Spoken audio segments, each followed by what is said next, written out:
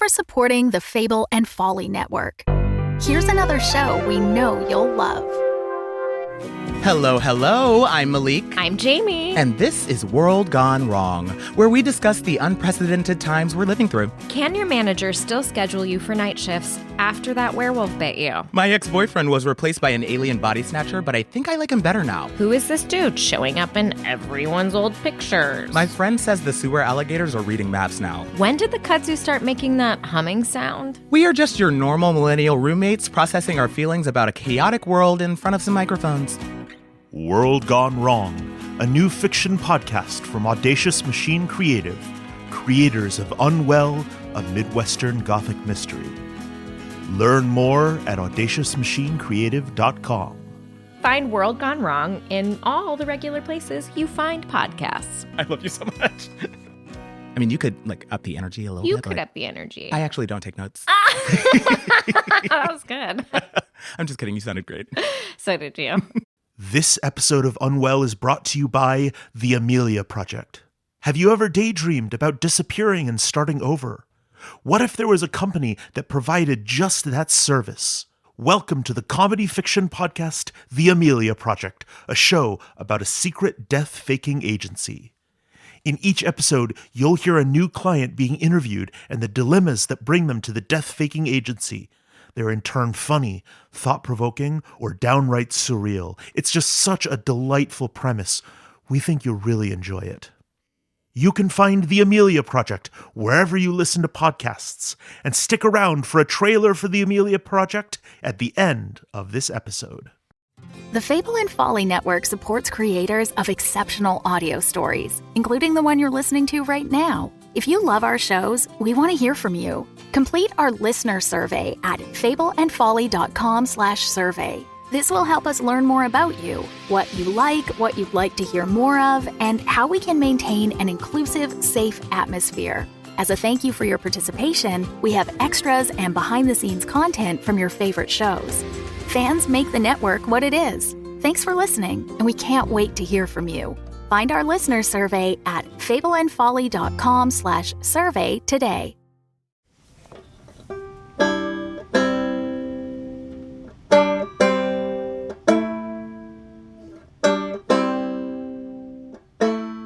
Hello, Jeffrey here.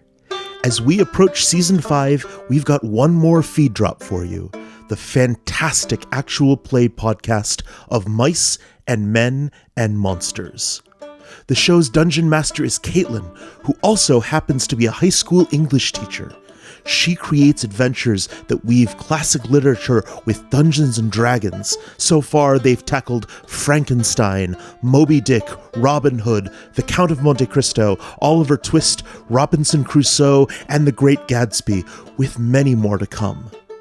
We're here with the first episode of Frankenstein. You can find out more and listen to later episodes at www.omam.com or find it wherever you listen to podcasts. Enjoy.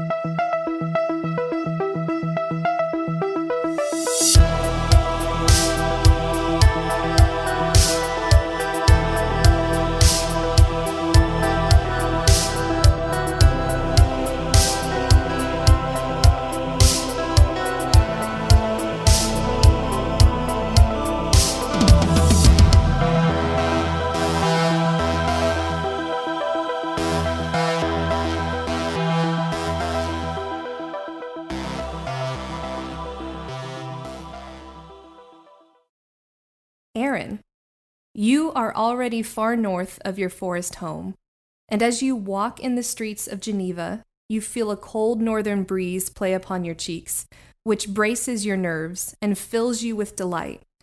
As you approach Dear Sister Margaret, the only tavern in this town, you glance down at the invitational flyer that brought you here. Genius artificer Dr. Frankenstein is looking for volunteers to serve as test subjects in his latest experiments. Do you have strength of mind, body, and spirit? You could earn 50 gold just for participating, and even grander prizes for completing the experiments. come to the town of Geneva on Friday to participate. As your eyes finish scanning the flyer, you open the door to Dear Sister Margaret. What would the patrons in the tavern see as you cross the threshold? I look probably a little weathered from walking through the forest, although that is my kind of natural habitat. I think they see someone whose face is a little bit downtrodden, unsure, and also maybe a little bit of grit. I'm wearing a dark green robe. Looks a little bit like a jumper, maybe. We're not too sure. And I have white hair and pointy ears because I am an elf. I have blue eyes and I have sharp features. All right. Yeah, I guess would they be used to seeing elves in this tavern? Yes. Dear Sister Margaret. The Dear Sister Margaret, as you see, is filled with people of all races, kinds, shapes, sizes. And so seeing an elf cross the threshold, even an elf that is maybe covered in grime or has some leaves in his white hair, wouldn't even bat an eye at that. In fact, the tavern is alight with commotion and activity. At the tables, there's all sorts of gambling going on, and in the far corner, there is a group of 3 Aarakocras who are playing darts. At the far end of the bar is seated 3 people in dark cloaks, and everyone is giving them a wide berth. The room is abuzz with excitement, and you overhear someone mention an oncoming performance on the tavern stage. Where do you go first? I head straight over to the bar. I am going to speak to the keep or the bar person, the bar maid or matron, talk about maybe what kind of beverages they have. Okay. So you come up to the bar, and up there is a burly man, looks a little bit past his prime, just this grizzled human, but turns to you with a very wide smile on his face. And he says, "Ah, welcome. You must be here because of the flyer going around." Well, hey, mister. Yeah, you could say that I saw that flyer and stepped into this here establishment, but, well, what I could really use is a drink. What do you have on tap? What do I have on tap? A young, old, something? I don't know. Master Alpha. We have hard spirits. We have lindenberry water. We have teas. We have coffees. We even, I don't know. I've gotten a little bored in my old age, so I've even tried my hand at a bit of mixology. Alchemy among the spirits, as you might say. So, surprise me. I'll try something. I'll take whatever wine I can get for this. And he slides over just like 2 silver across the. I have no idea if that's enough money or not, but I think he just says, "Well, hey, whatever wine you can give me for this, I'll take that." He puts his hand over it, slides it to him, looks at it, smiles widely. He's like, "You betcha." And he hands you a glass of this gleaming red mulled wine, which is perfect for the bracing cold that is now starting to develop outdoors. Awen takes a big drink of this mulled wine, kind of inhales. "Well, what did you say your name was again?" I didn't say my name. My name's Walton. Formerly Captain Walton, because, I lived my life on the sea, but that's another lifetime ago. So now I'm here and own this here tavern, Dear Sister Margaret. So will you be staying the night? "Well, Cap, I'm not too sure if I'm staying the night or not. You tell me, what's the deal here with this flyer? You know who this is?" Dr. Frankenstein? I mean, we all know of him. Barely any of us know him, but he lives in that castle up yonder, just beyond the hill. Kind of looming over this whole, I don't know, city? Town? Depends on where you've been. Some people call it a city because it's kind of medium-sized. Others call it a town or a village because, they feel like they're a little bit big in the britches. I think it's pretty nice here. "It looks like an establishment to me. He come from good stock? You trust him?" I mean, he brings me good money by bringing people into the town for this experiment, so yeah, I trust the money he brings in. But like I said, I never met the fella. All right. Fair enough. And I walk away. Okay. As you I go walk, and sit in the back corner. in the back corner. Ooh, always a good idea to sit in the back corner. Quick question. So like when he was talking, I'll go talk to the bar matron or maid, and then you came in as the grizzly guy. Would that have been an opportunity for me to step in and tease him for assuming it was going to be a woman? Or are we being serious at this point and I shouldn't improvise? Oh, yeah. No, you should I totally- shouldn't break the fourth wall. Okay. You can I wanted break to the make fourth sure wall. I took. Yes. All Yeah. right. Then I retroactively tease Aaron for assuming it was going to be a bar matron. I didn't want to assume. I didn't know what's the guy's version of a barmaid. I thought it was matron, but apparently it's both No, female. you did it right. It was just so funny. Like, it's a maid or a matron. She was like, a grizzly man pops from behind. Oh God. Oh God. So as you step away from the bar to find a cozy backspace, we go back outside with our camera and we see that Adam, you are making your way into Geneva, and now the sun is still visible, its broad disk just skirting the horizon and diffusing a perpetual splendor. As you enter the tavern, even though I mentioned earlier that this is filled with all sorts of people, well, at the sight of you draw quite a few curious stares, including that of Awen. Why would they take notice of you? Probably because I'm a 7-foot robot, so that's probably number one. So I bet he would be. I'm assuming the doorway probably isn't 7 feet tall. So my character, this pretty much like black steel, very long gangly robot with a large collar behind his head that's adorned with a bunch of flowers and herbs, a bunch of colors kind of smattering behind his head, like almost like a halo, growing out of his own machinery, kind of built into his body. So yeah, he's probably lurching in under the doorway and standing up. And as soon as he looks up, I'm sure he would notice everyone's eyes looking at him and would feel a little embarrassed. Yeah, in fact, it kind of like dies down for a few seconds, and Walton, who is doing the usual barkeep thing of dusting out a glass for the next 5 minutes with nothing else to do, kind of stops. He's like, well, aren't you a sight over there? Welcome. Seen it all today. I've seen it all today. And he just like starts to turn away and he's like, I'm over it already. But you, and your character's name is? Bertram. Okay. So you, Bertram, where do you decide to perch up? Now that some of them are still staring, others, though, are pretending not to stare, but really looking out of the corner of their eye, and still others are too interested in their gambling or their drinking to really care too much.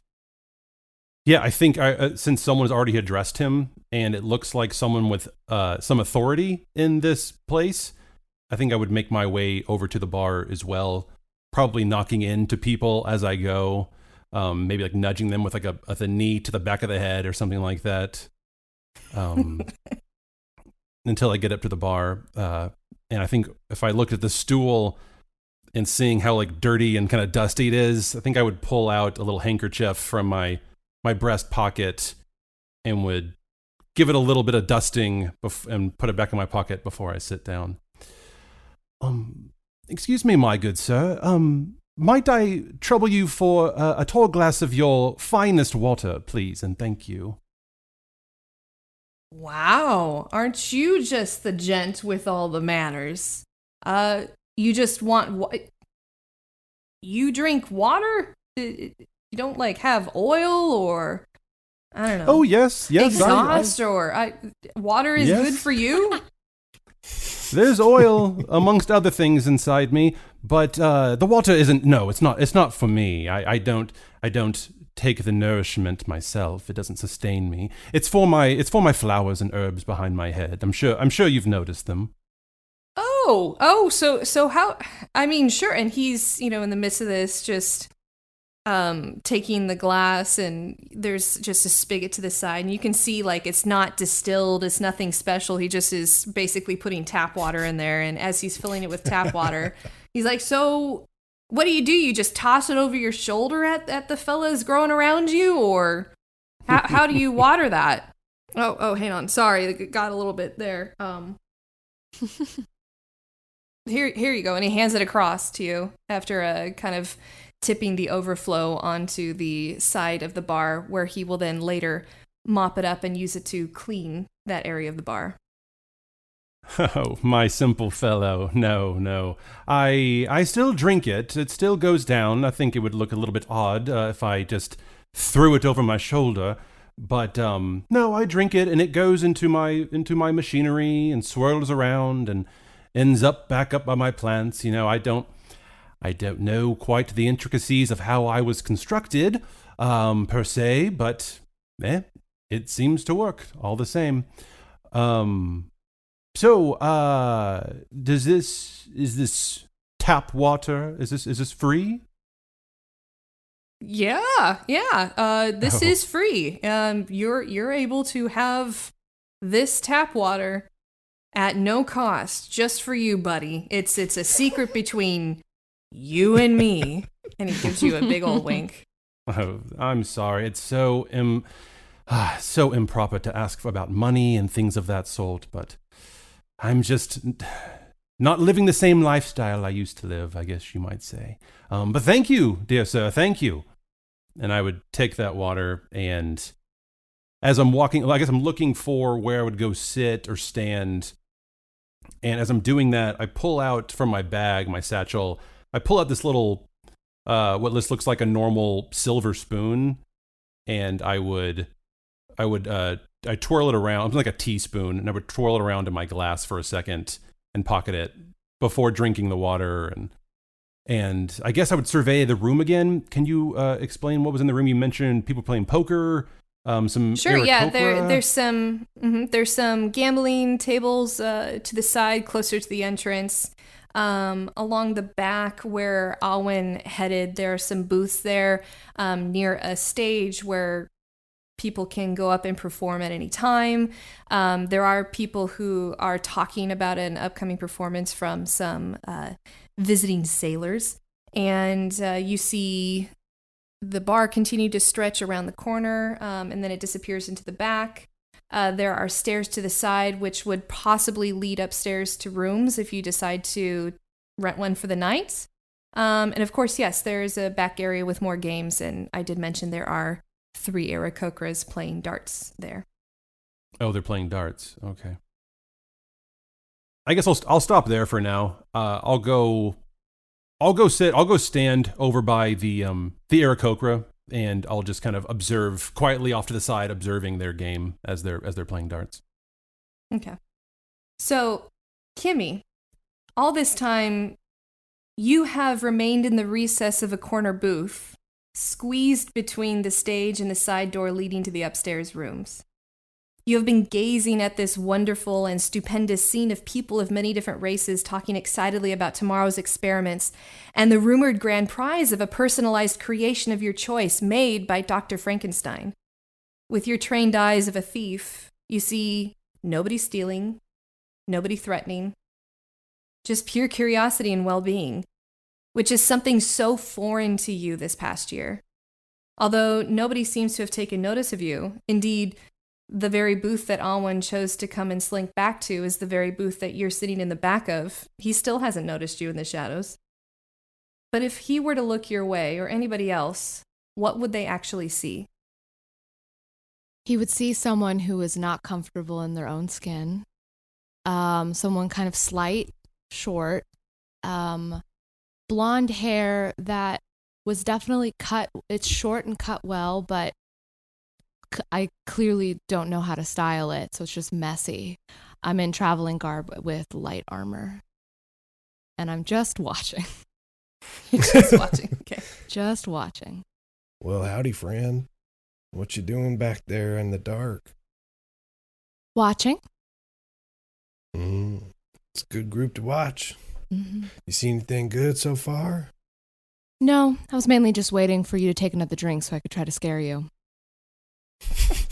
Were you just going to jump out and say booga booga booga?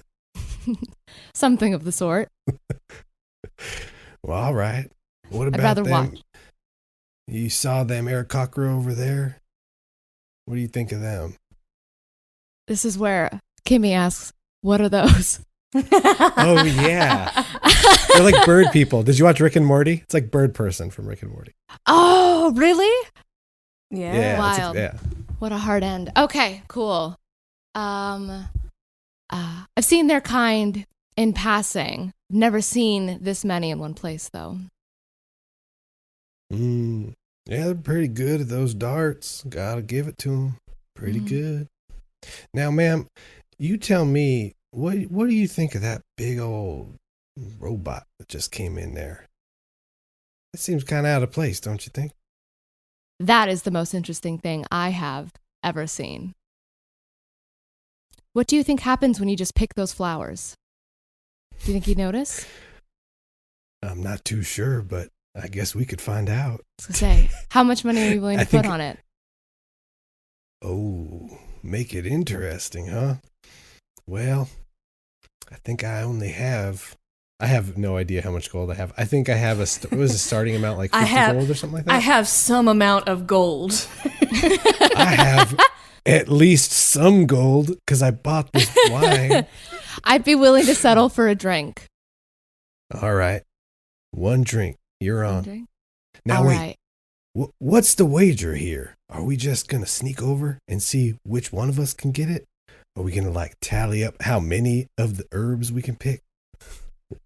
Looking at you, I think you're pretty big. I feel like in this small and tight pub, if we both sneak over, it will be much less successful. Maybe I'll just sneak over, and if I'm able to pick some flowers without him noticing, I get a drink.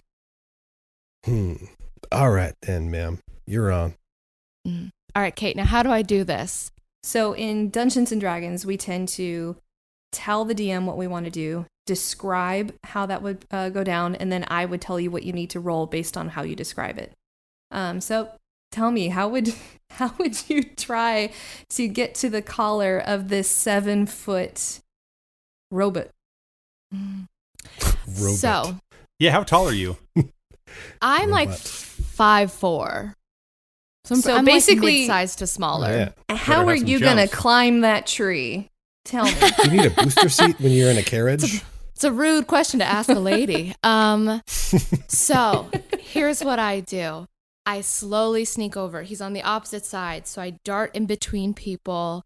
I kind of pull up and I sneak around the fireplace. I get up right behind him. And I say, "Excuse me, mister." Oh. Good Lord, girl. Made me quite a startle there. What was that? Come again? I said, "Excuse me, mister. What brings such a tall robot like you to a strange place like this?"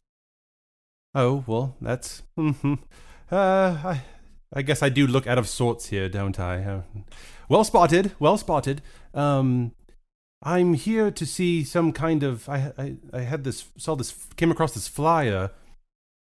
I saw that there was some kind of test of skills for adventurers from some Dr. Frankenstein, I believe it is. So I'm here to see what comes of that. I guess I don't really have any other place to be if I'm being painfully honest. Fascinating. I, too, have this flyer. Interesting. Wait, Did you show me your flyer. I Did pull you mine out notice- and I hold it. I pull mine out same as well. flyer? I pull mine out as well, and I say, "But did you notice the secret symbols on the corner of this flyer? They're very slight, but did you notice the secret symbols on this?" And then I pull it over, and I hold it between us so we both are kind of faced and looking. And then I use sleight of hand. It's so good. Then I use sleight of hand to pull around. I'm short, but he's bending down to look at it, and I use sleight of hand to pick a flower. Does it work? What do I do? All right, Kibby, you're going to do 2 rolls for me. First, you're going to roll deception to see if that even works to get him to bend down. And then you're going to roll sleight of hand if that does succeed.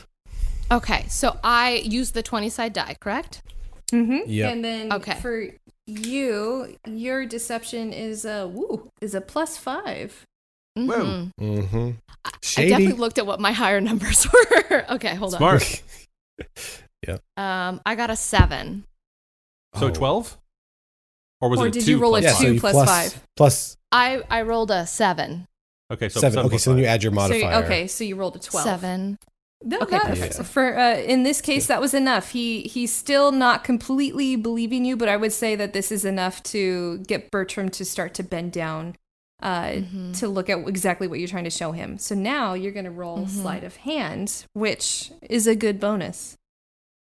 Perfect. And then I'm going to, while I'm doing all this, I'm talking about my experience with secret symbols and that they were really small, but blah, blah, blah.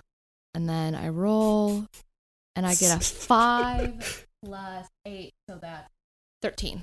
That was embarrassing how long it took me to do that math, but I rolled 13. Welcome to the mental math institution of being bad at it. I'm going to get so much better playing this. You successfully pick a flower from his collar. Ooh. Now, as soon as you get that flower and he hasn't noticed, what will you do? So I take the flower, I immediately slip it behind my ear, push my hair in front of it, and then I can count on my little mouse Pip to crawl up and grab it, because we've done this before. Whoa, Pip. Pip is my mouse. P.S. There's a mouse. There's a mouse. P.S. Should I? Wait, this is just like little mouse homie just hanging with you? Can I I have a roll? mouse. Can I roll to see if I notice the mouse? Yeah. Oh that no, would I be didn't mean I brought another element. I didn't think about That's this. so good. Is that Roll But he's perception. like crawling Yeah. up behind my neck. Like Pip crawls up behind my neck and grabs the flower. Why would you notice that? Don't worry, it's only a 10. Right. No, that would. My rolls I are would- terrible, by the way. So do whatever you want. I would say just as Pip the mouse is nestling back, grabbing the flower and going back to his little hiding place, you see yes, in your satchel. Is it crossbody? Very practical. Oh no, we're talking fanny pack. Oh, I'm a child of the 80s, the 1780s. That was a bad joke. Keep it in. Keep it in. No, love it. So just as Pip is sliding into that little hip pocket of your fanny pack, as it were, a feathered hand comes into view, and it just slides in and pricks one of the flowers off of Bertram's collar, and it's like, are we doing this now?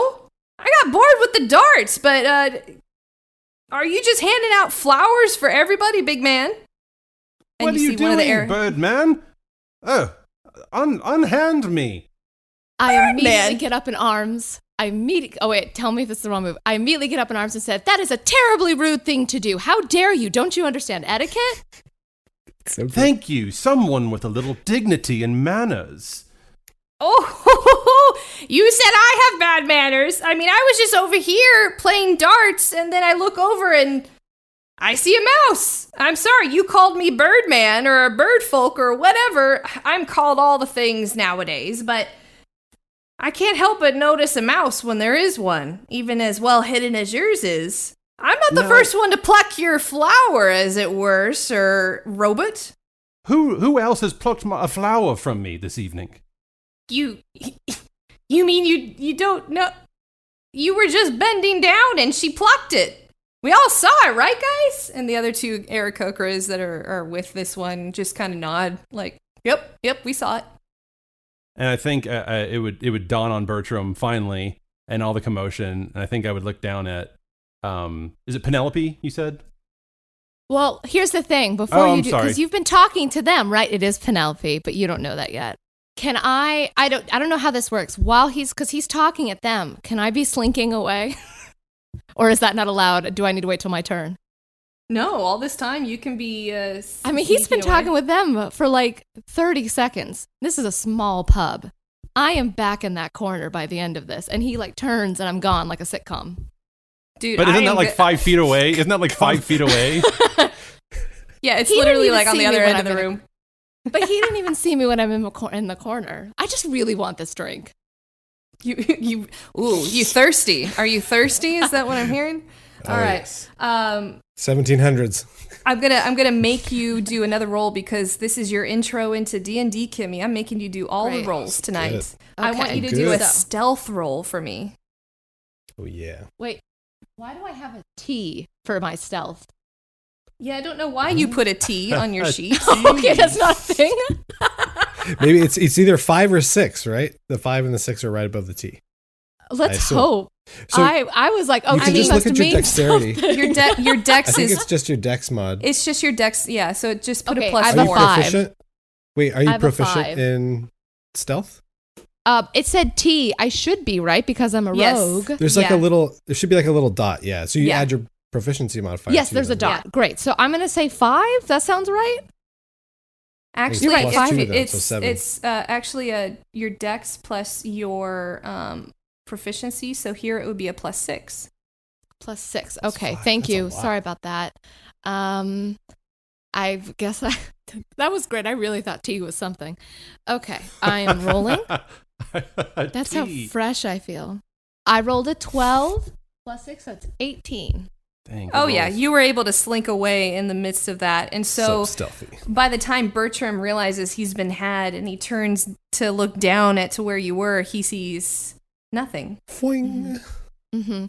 And I'm at Awen, and I've immediately just dropped it right in front of him and snuck back to my corner. And he picks it up and looks. No, I can't tell you what you're doing. Never mind. So sorry. So I've dropped it right in front of you and snuck into my corner. Well, sneaky little one, aren't you? Interesting. Well, what can I get you to drink, ma'am?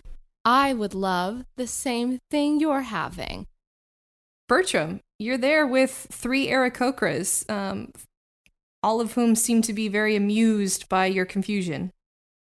You all right there, buddy? You seem a bit lacking in the words department. I suppose I just find myself out of sorts here. You think, oh, here's a small little innocent girl, and what she's just lying and stealing and cheating.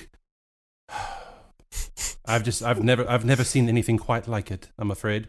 Do you mind if I appreciate you being honest at least with me. Do you mind if I just stand here with you fellow birds for a little bit? Well, sure, but first things first. Stop calling me Birdman. My name is Felix. Nice to meet you. And he extends a paw, a hand, whatever you call an Aarakocra's digit. And Bertram takes the hand and bends down and kisses the top of his hand, and kind of does a little bit of a kind of a curtsy, a little bit of a bow as he does it. Felix, Okay. it's a pleasure to meet you, Felix. I'm sorry I didn't know your name, Felix. And how about your friends here? What are their names? One on the left, the tall, annoying one, that's Agatha. That's my sister. Agatha. And then, I kiss that hand. Thank you. I kissed that hand. And this one here, this bodacious babe, this is Safie. She doesn't know yet, but one day she's gonna be my girlfriend. And she just rolls her eyes at him. You have no idea what you're talking about. But then she's like, but if you're at it, and she extends her hand to you. And of course I kiss it as well. Felix, Agatha, and Safie, a pleasure to meet all of you. Felix, here, if you already took one flower, but you missed this one. And I pluck another flower from behind me, and it's an even more beautiful, like, white rose, and I give it to him. A lot of ladies I've seen in my life seem to really like the white rose, so maybe you can try giving that to Safie, and who knows what might happen. Ooh, I like this guy. I like this guy a lot. So he takes it and then he turns towards Safe. He's like, Safey, look what I got for you. And he holds it out to her and she just rolls her eyes and leans down and eats it. And then walks away. Hey, well, I'm sorry about that, Felix. Oh, well, I guess maybe the White Rose doesn't work for bird people, if you don't mind me saying. Do you live here in this town of Geneva? Yeah, we've been living here for a bit. My sister, she owns the local smithy, and really, we it's kind of a pop-up shop, as it were. As soon as Dr. Frankenstein moved in, he put out kind of this hiring call for all types of artisans to work on his latest experiment. And so we're here. We've been here for the past couple of months and doing stuff here and there. And we'll be here as long as we're needed and then move on as we do. I'm going to be joining the experiments tomorrow. I mean, I think I might have a leg up because I helped with like 3 of the rooms, but I'm sure there's a way that I won't even see those rooms. He's a wily one, but, you know, might as well. I'm here. Oh, so there are rooms and different rooms, you say? Oh, interesting. Mm-hmm. Anything else you might you can share about this Frankenstein fellow and maybe what we have in store for tomorrow? How about let's make this interesting? You and I, let's play some darts. You best me in some darts. I buy you a drink or whatever the hell it is that you drink or imbibe, and I'll tell you a little bit about what I know. Oh yes, but parlor games, as it were. I've played a little bit with my old lord. He loved this game very much, but I was never quite good at it. Sure. That's good for me then. All right. So you guys are going to be playing some darts now. In fantasy darts with dice, we're going to just make it pretty simple.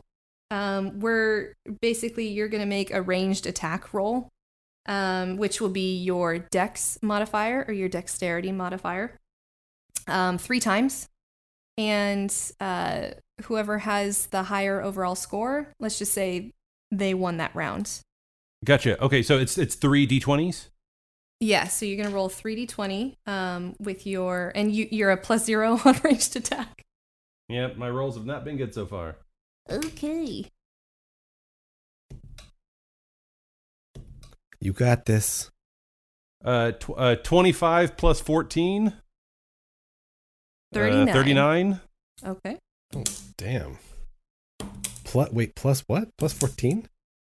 25 plus 14? Is that... Yes, 39, right? Ooh, and he got a 36, so you won the first round.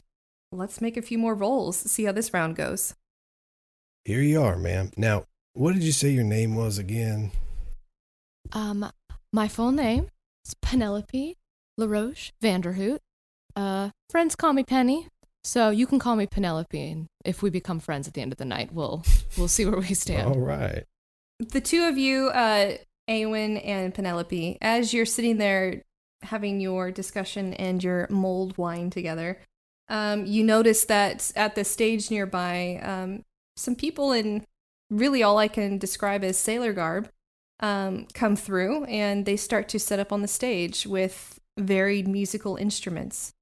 There's like 5 of them setting up on stage, and one of them, a tiger-striped tabaxi, kind of stringing a harp to the side is the closest one to you.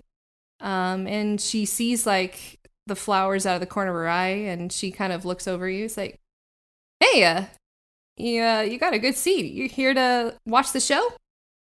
And a tabaxi's like a cat person. Mm-hmm. And she's talking to me? She's talking to both of you, yeah. Mm-hmm. Okay. Maybe. No, I'm just here for the mulled wine, to be honest with you. I'm here for the show. Huge fan. Been following your guys' career for a while, actually. Never met a sailor I didn't like, so I knew I had to be here tonight. Really? Really? A sailor you didn't like? Name's Millie, by the way. Who are you guys? Hi, Millie. Name's Penelope.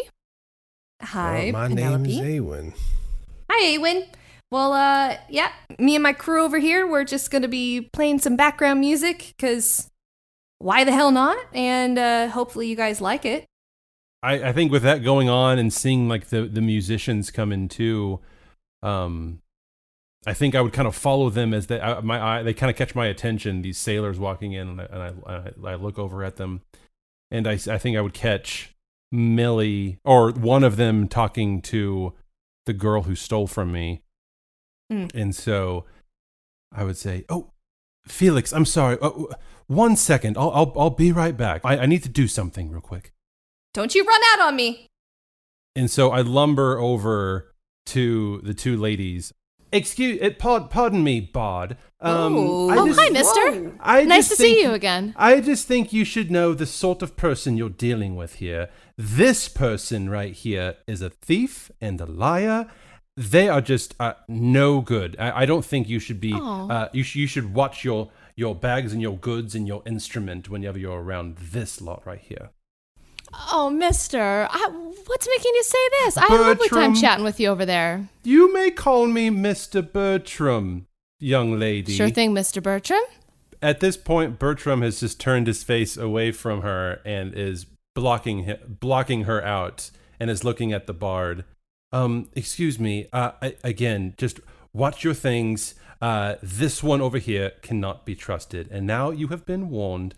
She's going to go on about knowing all kinds of symbols and other kind of deceitful things. And when your back is turned, something bad will happen, I'm sure of it. And Awen walks up next to Bertram. Well, I've never seen anything like you. You are magnificent. Has anyone ever told you that? Wonderful. Why, yes, one person did at one point in my life. Thank you. What did you say your name was again, Mr. Bot? Mr. Bot? Mr. Bot. It's Mr. Bertram. Bertram. And your name is? Mr. Bertram Bot. Well, my name is Awen. Very nice to meet you. And you too, sir. You too. Miss Bard here. I look forward to your music, and I guess I'll be seeing you two tomorrow night. Or tomorrow morning, Mr. Bertram, don't be frustrated with my nice friend Awen here, who is just trying to help me out. And then I kind of click, and then Pip comes out with the flower that you made everything else disappear. Oh, but a rat! The real flower, I imagine you wouldn't disappear. I want to go and try and smash the rat because I think it's a pest. Oh yeah, no, but I jumped back. Ma'am, watch out! There's a rat here. And I try and slam my fist down the table. I want you to make an attack roll, please. Oh, damn. Already? Holy crap. Watch out, Rip Pip. If Pip dies. That was a mighty 3. Oh my God. Yeah, you definitely whiff on that one. Pip is quick enough to dart out of the way. But I keep trying to like smack it. I'm like, oh God, these pests are everywhere, I swear. Mr. Bertram, please, that is not a pest. That is my friend. And if you hadn't immediately gone up in arms about him, you would have seen that he brought you something. And then Pip pops up again with the flower in his mouth. You have friends with the rat? It's not a rat, it's a mouse. For some reason, we like them more as a society. So I think you should open your heart to it. All right, your pet mouse, I guess that because that makes it a whole lot better. Apparently, what is that in its little mouth? I guess this is your flower, and I'm very sorry to have taken this from you.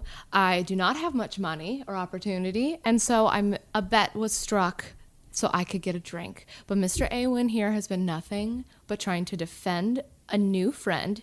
Awen, you can call me Penny now. And I just think you shouldn't hold it against him for showing loyalty to someone. And I, in a measure of goodwill, want to return to you what is yours. And fun fact, he can make those come out of anywhere. So if you need more, he's the one to ask. And I'm talking anywhere. Well, Madam, giving me back a flower that you already stole, that's already withering in the mouth of a mouse, isn't as much. I might need a little bit more of a kind gesture. If your friend here, Awen, was it, sir? Well, yeah, that's my name. My friend over there, Felix, if you could go over there to him, perhaps you could say that I sent you over there because you heard that he was courting some fine Aarakocra lady friend of his, and perhaps you could give him a whole bunch of flowers using your spell that you have. Maybe you can give him some flowers to give to her. Will that make it right? If that makes it right, then I'll go over there right now. Thank you. And Yeah, if I I may join your table then, because I do not know anybody here, like I said, it would be nice to chat with some people here. Well, Mr. Bertram, you're in luck. I tend to think you're fascinating and would like to be your friend. So please make yourself at home. And I pull up a chair.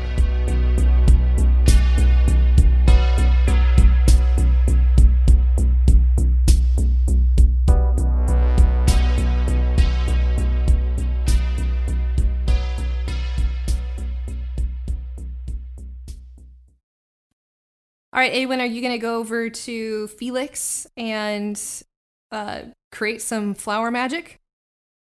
Yep, I walk over and I offer him some flowers. I tell him I'm friends with good old Bertram, and I say this is for your lady friend Sophia. Safia? Safie. Safie. Oh, Safie. Oh, well, thanks. Safie, I have more flowers. And so he just leaves you and with just this bunch of flowers in his hands. Yeah. All right, so do you want to head back to the group? Do you want to look around the room? What would you like to do right now, Awen? Yeah, I'd love to I'd love to use detect magic to see if I detect anything magical in this room. See if there's anything going on.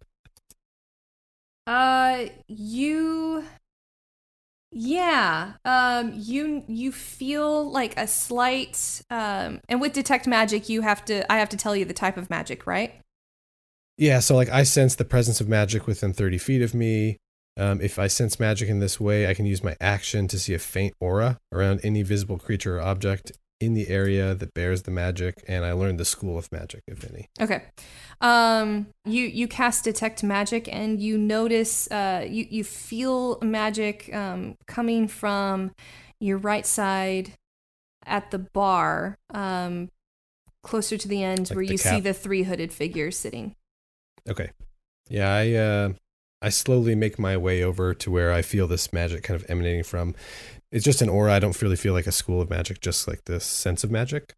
Yeah, it's kind of like a weird tinted magic where it's like a hybrid. That's the best way you can think of it in your mind. You see, and you've in your mind's eye, kind of an aura of necromancy and transmutation. But there's other signatures in there that you can't quite put your finger on. There's almost like a metallic taste to it, if you could put it that way. Yeah, I think I walk past them and kind of circle back and go over to the table to Bertram and Penny. Okay. At this time, Millie has left the table and she's with her peeps and they're playing instrumental music in the background, kind of a lot of sea shanty type music, and what we would see is like the equivalent of like a cover band, so cover songs of popular, I guess, tunes. Come on, Eileen. Yes, definitely. Popular sea shanties. Yeah.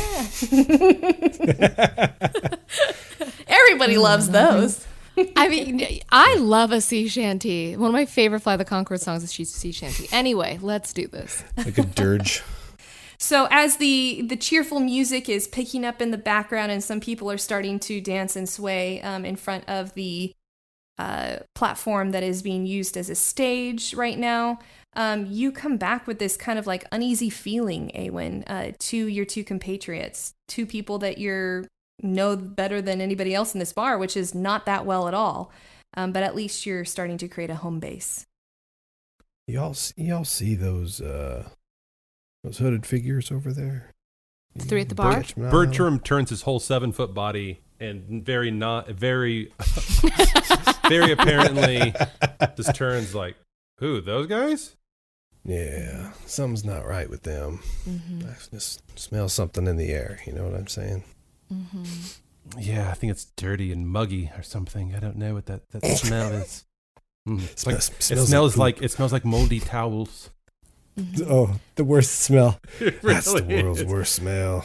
I only just got here. I don't know how long you two have been here. Penelope, have you been here for a while? Mm-hmm. Been here for a few hours. Have you noticed anything off about those people? Have they gotten up? Have they moved? Have they ordered a drink or talked to anybody else? Have they've just been sitting there? Not once. Which Captain Walton, strangely, just cleaning the bar anyway. Just keeps wiping it. Just keeps wiping that glass. So that's been the most interesting part, honestly. Maybe they're just lonely and they don't know anybody. Everyone gave me eyes when I walked in here. Perhaps they're just lonely and they don't know anybody. Should I invite Mr. them Bertram. over? Should I invite them over to sit with us? No. No. You should not do that. Mr. That Bertram, is not you are what the you most should do. empathetic robot I have ever met. In my Thank experience. you. That was Thank you. That's very also kind of you. Thank you. also a terrible idea. Horrible idea. We are not inviting the scary men to the table. No. Okay. I think at this point I'm getting a little bit tired. I'm gonna go and talk to the captain about getting a room for the night. Okay, so Awen and Bertram, you guys are going to be staying the night in that room. Staring into each other's eyes all night. That's right. Just staring the whole night. So the two of you head on upstairs. Meanwhile, Penelope, where are you going to go to spend the night? I'm outside already. I left 10 minutes ago. I saw them talking. That was a perfect moment. I like a good Irish goodbye. So I was gonna say it. So as you head outside and you're looking for a place maybe up on the roof to stay the night and get all comfy cozy with Pip, as you survey like the top, a big old figure just like bumps into you, and you look up and you see this lizard folk, huge ass lizard basically. He's like, "Oh, excuse me. Have you seen my friend Gavin?" Oh, the conspiracies are true? No, I have not met Gavin. Was just trying to find a place to rest, not thinking it's going to be this. What did you need Gavin for? Gavin he's my friend. He's a funny fellow, and he talks kind of funny too, but I haven't seen him since yesterday, and really, we were gonna go in on this competition together, and I haven't seen him since last night, and I was just wandering around hoping to see him in the last place I saw him. I don't know, so let me know if you see another guy that looks like me. He gestures up and down at his lizard self. Giant lizard, got it. Bumbling Giant around. lizard Strong talks asses. funny, and It's a strange thing to say about oneself, but I understand. Okay. Where was people the last tell place us you all saw the him? time. That's unfair Last and time I unkind. saw him, I know, but that's the state of being a lizard folk. Anyways, Where's the last place you saw him? And what's your name? my DeGraw? name. No. What a funny thing to say. Just my name is Kerwin. Nice to meet Kerwin. you. Yeah, Good, strong name. Kerwin. Anyways, yes, last time I saw Gavin, my friend, we were down by the docks, just sitting side by side, dangling our little footsies into the water and looking out at the sunset. Then I fell asleep on the dock, and I woke up and he was gone, but that funny fellow does it all the time. So I thought maybe here's Gavin yet again playing hide and go seek, that funny fellow, and just wasn't here, so can't find him. I mean, there was this puddle of blood over there, but I mean, that happens all the time when you're a lizard folk. And then, I've been looking for him ever since. There's so much to unpack there. I think my next question is going to be, though, what are you looking? So you just want me to keep an eye out for Gavin? Is there something I can do to help? I'm trying Is to there find any- my. Is there any, money in this for me? I'm a straightforward woman. Is there any money in this for me? If there's a little money, my help is yours. Oh, Ching, ching, I'm bling, bling. sorry. I have no. This is why we're doing the experiment. I mean, even just the 50 gold would be nice. So no gold. Nothing. Kerwin, I really want to help you. I like you, but the problem is, if I help you, then you have more help beating me in this experiment. So I will keep an eye out. I don't want any ill to fall to Gavin, but I think for tonight, I'm gonna go to bed. Are you staying on this roof? It's a nice roof. I'm just gonna be right here. Oh, okay. No, I'm just gonna go down by the dock again. Maybe Gavin will show back up at the dock. So, no. All right, great, more roof for me. Well then, if I see Gavin, I'll let him know you're looking for him. He'll be pretty easy to spot. I would say keep thinking about that puddle of blood. That's my piece of advice to you. Keep thinking about the puddle of blood. Maybe dig into that a little more, not physically. And I will see you tomorrow at the experiment. Hope you find Gavin. Thanks. And he walks off, and you just hear him yell out, Gavin? Gav! Gav, my boy! Find Gavin. Never gonna find him. Gavin is dead. At noon, the next day, a programmed illusion of an unassuming elven man blinking behind a pair of large, glowing goggles and gracefully holding a cup and saucer appears in front of the tavern to give the rules. Hello. Welcome to my experiment. I am Dr. Frankenstein. As you can see behind me in the ground, and he lazily draws his hand in the air. And as his hand is drawn in the air, you see in the dirt behind him a glowing line appears, as if it's a starting line.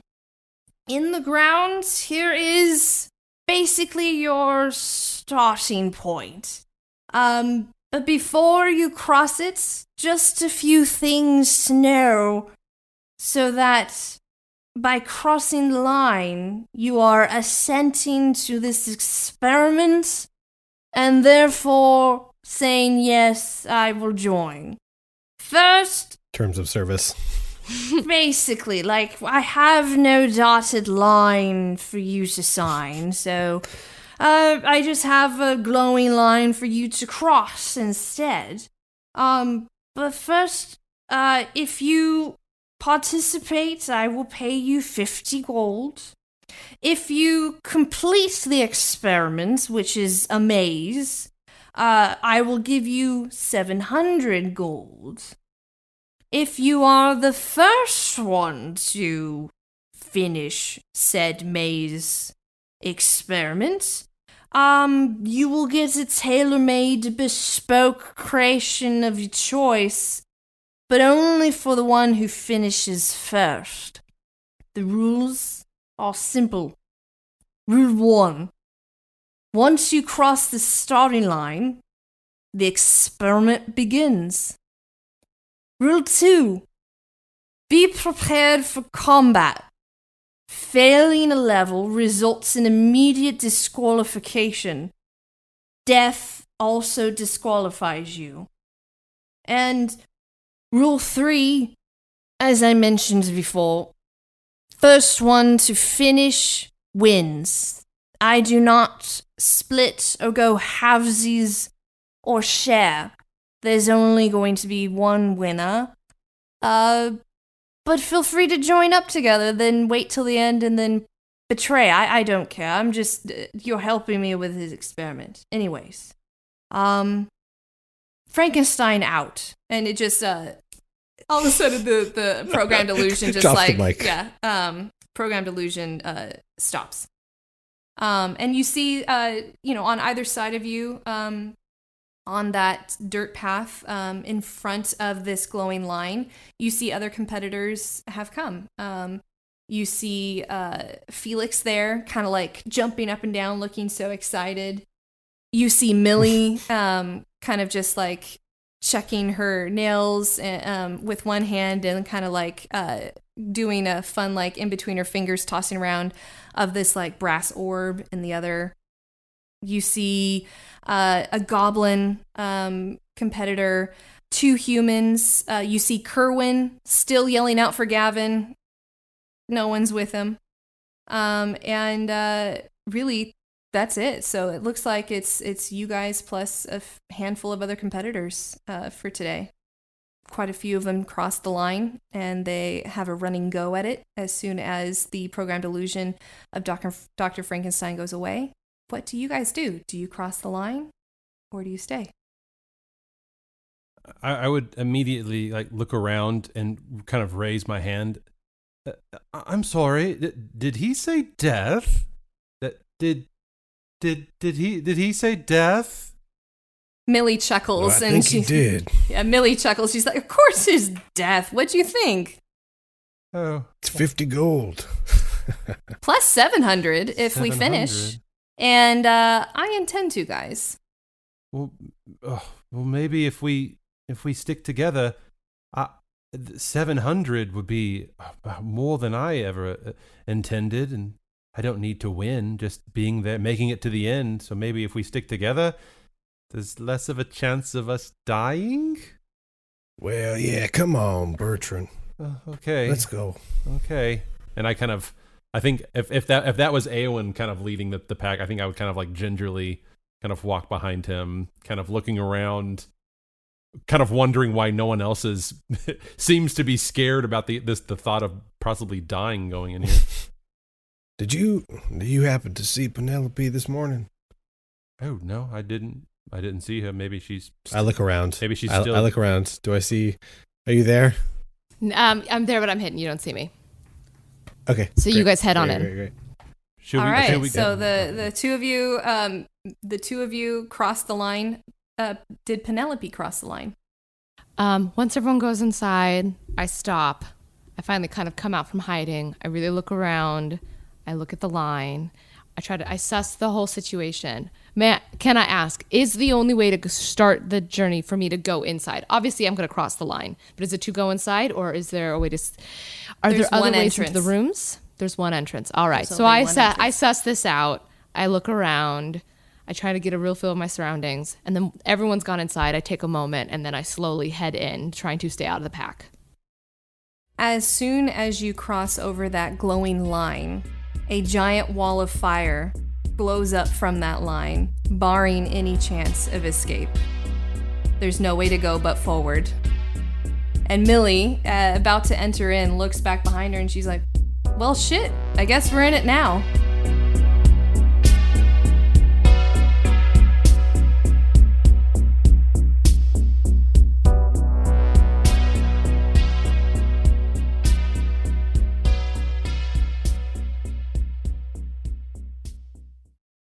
You guys reach the entryway to the experiment, and you can see the competitors in front of you, because yes, now you can call them competitors. There is a competition at stake. There's only one way to enter, and it is through kind of a chute, and you have to jump into it. And you notice that it's slowly rotating to a new, opening for each person coming in. Really, people have to go in single file. So even though people were running toward it, now you're kind of waiting in line. And as you're in line, you notice Penelope come to the back with you guys. So what do you guys think about this shoot? Is this a head first or a feet first situation for you guys? I would say before any of the three of you jump in, Millie's going to hold out her paw, and she's saying, wait, let's look at this, guys. Would you guys take an investigation, roll investigation for me, please? That's 13. I got 2. 18. 18, nice. Okay. So I would say, Penelope, you recognize that there are some runes around the edge that you didn't notice before. And they are you happen to know, even though you can't read it, you know that this language is celestial. Millie would notice this as well, and she's like, this gives me an idea. I've seen this before. All right, guys, I know we were talking about trust last night, but do you guys actually trust me? Nope. But that doesn't mean you shouldn't share. You should still tell us. I trust you. I trust you as much as I trust anyone here. I think I know how to manipulate this. If you guys want to go in together on this, I think like if I can hold it still, there's a mechanism on the top maybe. If I can hold it still, you can go down the same chute. You want to try it with me? So we could all face a challenge together. That's what this looks like. It looks like it's meant to separate. But hey, this is a system we can beat, guys. Wait, I'm still reeling at Bertram's comment about the trust. We spent a whole night together. You're not going to trust everybody else? I didn't kill you. I didn't shut you down. I see how it is, man. I see it might be because I told you that my eyes were open all night. What if they weren't open all night? I trust you, Awen. I believe you've done nothing but kindnesses to me. So I trust you, and Penelope. I think we're working on it. My arms are kind of getting tired holding this open. Can you guys jump in now? Yeah, I go in. And then I go in. And then I go head first, kind of like tumbling into it. All right. Since the three of you jumped in together, you don't have to roll anything because you're now in the same room. Sick. Millie, however, needs to roll to see if she ends in the same room with you. No, come on, Okay, I was Millie. gonna say, is She Millie can't hold joining it. us? She can't hold it for herself. Come on, Millie. No, she doesn't. All right, so you wait a few Sorry, seconds, Millie. and you hear a click and a whir, and you see the the entrance close, and you realize nobody else is coming down there. It is just the three of you. The room opens up into a massive chasm built into the same mountain that Frankenstein's castle's built into.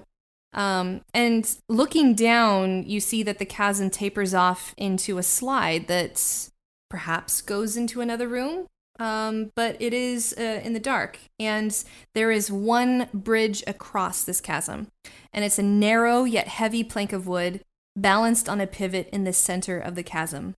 Essentially a massive seesaw. Yeah, I want to look around. I have night vision, or what is it called? Dark vision. Night vision. Yeah. Did you want to do a perception Yeah. roll? Okay, go ahead and roll definitely perception do. for me. What is the Yeah, difference between 100. perception and investigation? Is it the same in this instance? As a rule of thumb, I technically do. If you're looking at something broadly, it's perception. If you're narrowing in on something, like going up to it to check it out even further, that's investigation. Got it. Okay. I got an 8. Yeah. Do I have? You don't notice anything else other than what I've described. Just there's one bridge across, and you want to make it across there. I think we need to go ahead, You are a perceptive robot. but not very dexterous. Well, I mean, who's the smallest? I feel like this thing's kind of rickety, and maybe someone small and nimble might be good first one. Go quick.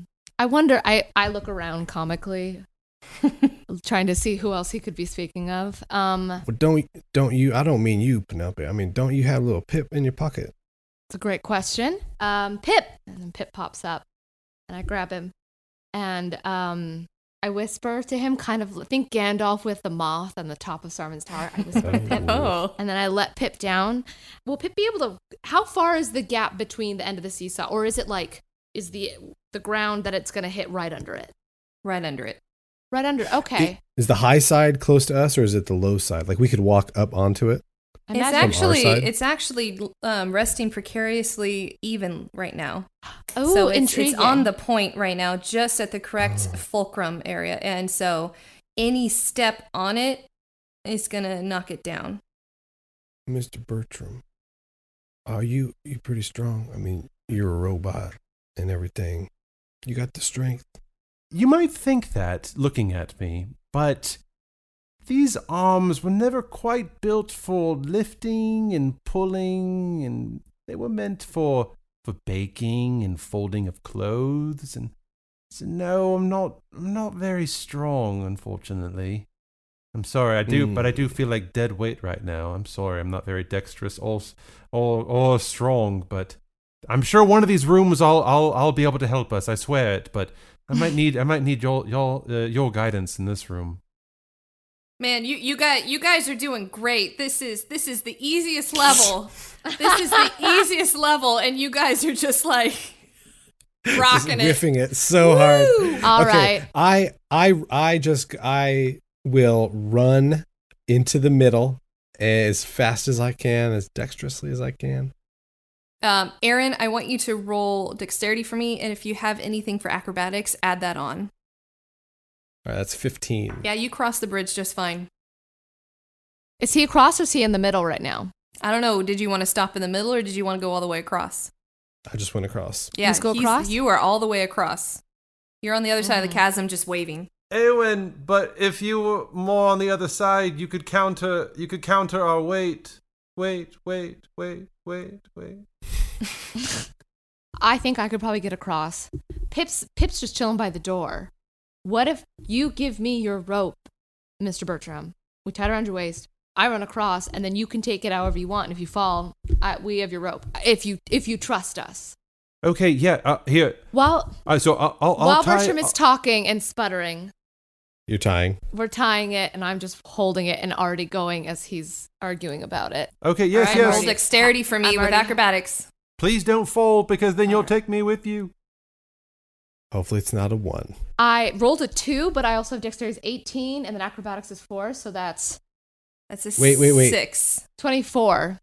Wait. No. No, So you got to do the modifier for dexterity. smaller So there's a number. little number above the high number. Mm-hmm. Oh, so maybe I don't make your it. modification for dexterity is +4. So you rolled a 2. Why Yeah, does my but- dexterity 18?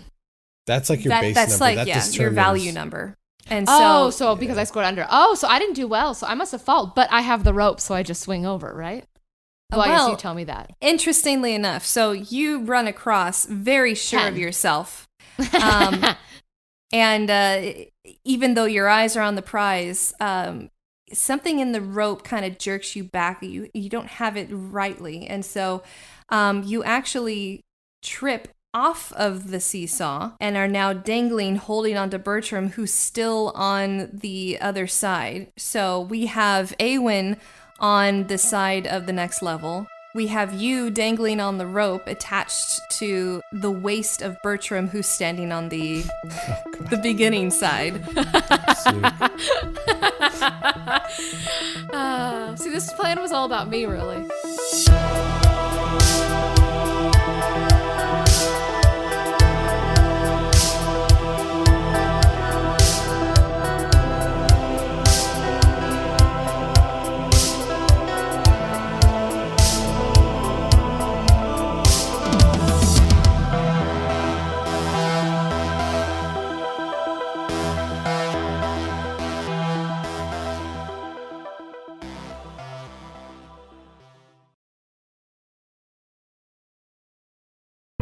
The Fable and Folly Network, where fiction producers flourish.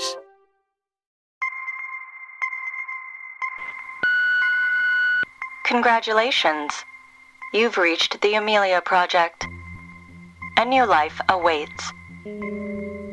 If you're not serious about this, hang up. If you continue, there's no way back. Leave your message after the beep. Enter the offices of the Amelia Project and be ready for surprises, twists and turns. Follow the Amelia team as they help their clients fake their deaths and come back with new identities. Each episode is different. Each client coming to the death-faking agency has a unique story to tell.